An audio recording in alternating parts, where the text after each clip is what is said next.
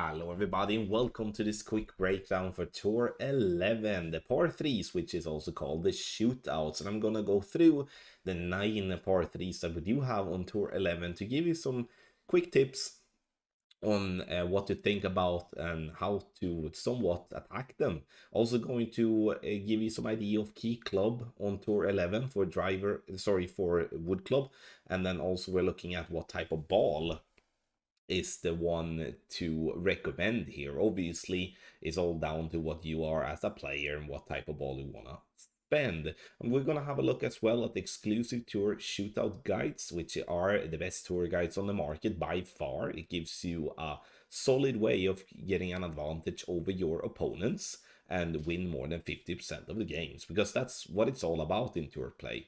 Win more than 50% of the games, you will gain trophies, or like you will increase in trophies, and you will also increase in coins. And that's what we're looking for, because we do want to build bankroll, we do want to max out the game.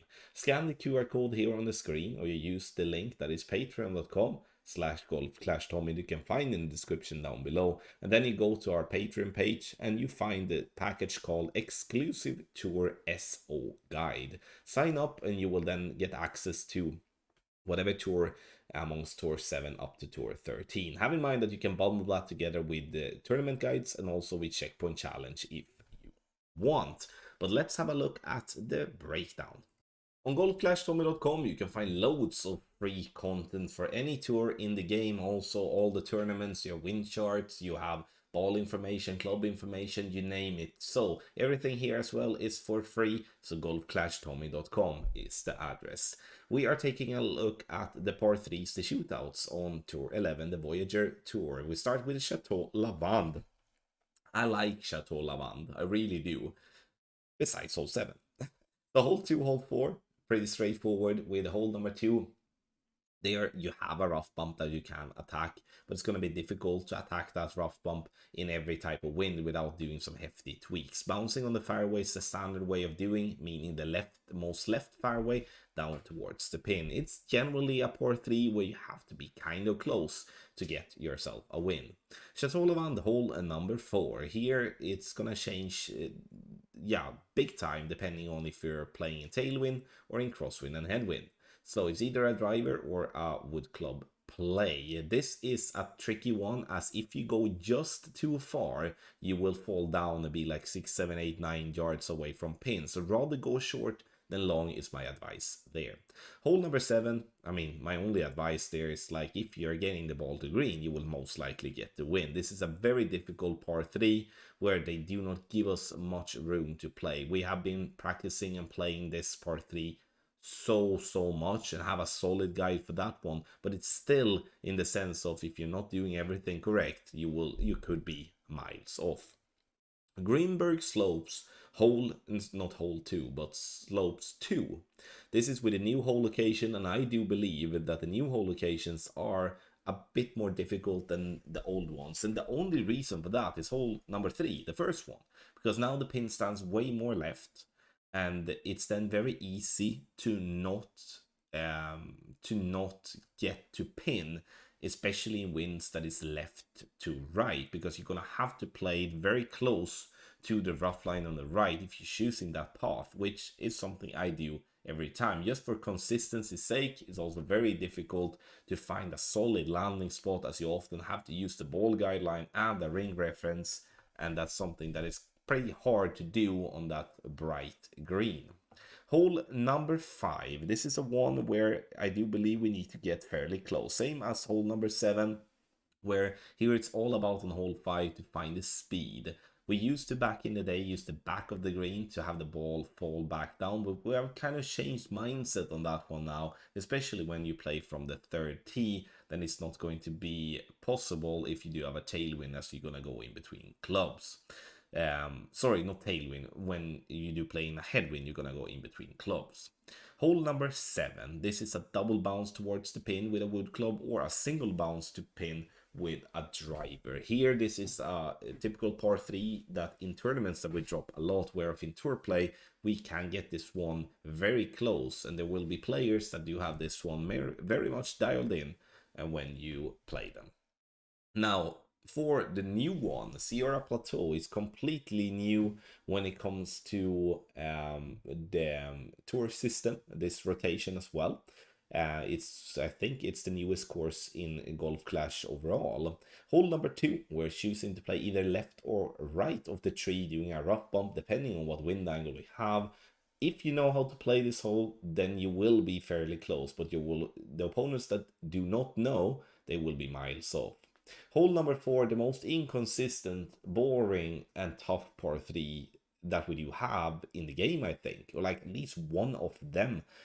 Because you do have a massive elevation, you do have a small strip of rough that you can use if you feel aggressive, but it's not going to work in all wind angles. And then you have the fact that you can bounce on the fairway down towards the pin, and that's going to be so difficult to be consistently close on. So this one is get to green and you will most likely have a win.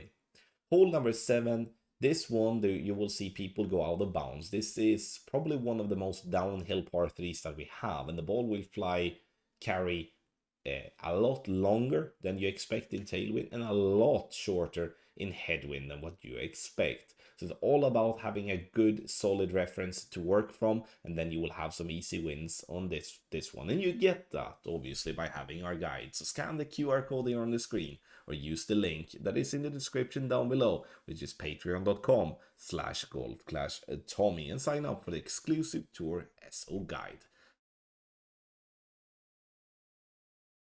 Let's have a look at the key club and key ball that we do see on Tour 11. Now, this will be something that people will argue with me about, and that is to use the Cataclysm instead of the Sniper. And I'm gonna try to explain why. The reasoning for the Cataclysm is partially the same reason as we do have on Tour 12 and Tour 13, and that is the fact that we do want to have power.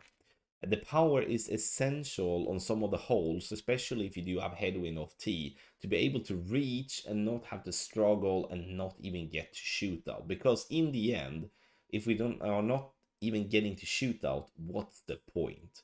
So for me, it is the Cataclysm all day and every day to use from the third tee, regardless if it is Tour 11, Tour 12, or Tour 13. The ball to use is a Kingmaker, in my opinion. We're keeping the same type of structure for the 3 highest tours, and a big reason for that from our end is the fact that you will obviously want to progress through the tour system. And if you keep mixing and using different type of balls, which is in the end essential obviously in the lower stages where a Kingmaker is not necessary, but if you look at the top 3 tours, Tour 11, Tour 12, Tour 13, having a Kingmaker as the standard ball to use will allow you to get confident with the wind resistance, confident with the side spin, confident with the power, and you can build your notes in the same way. Mixing and matching with Titan has one less side spin, or with a Katana that has less wind resistance. That is something that will then make it a little bit more difficult for you when you get up into Tour 12 and Tour 13, where I believe it's 100% crucial that you're using a ball type like the Kingmaker to not be in a disadvantage. Though some of you that do feel to use a different ball, fine by me, absolutely, it's up to you to decide that. However though, think about it in that way, that you are from Tour 11 building somewhat experience to get up to Tour 12 and Tour 13. So Cataclysm and the Kingmaker here on Tour 11 as well for us.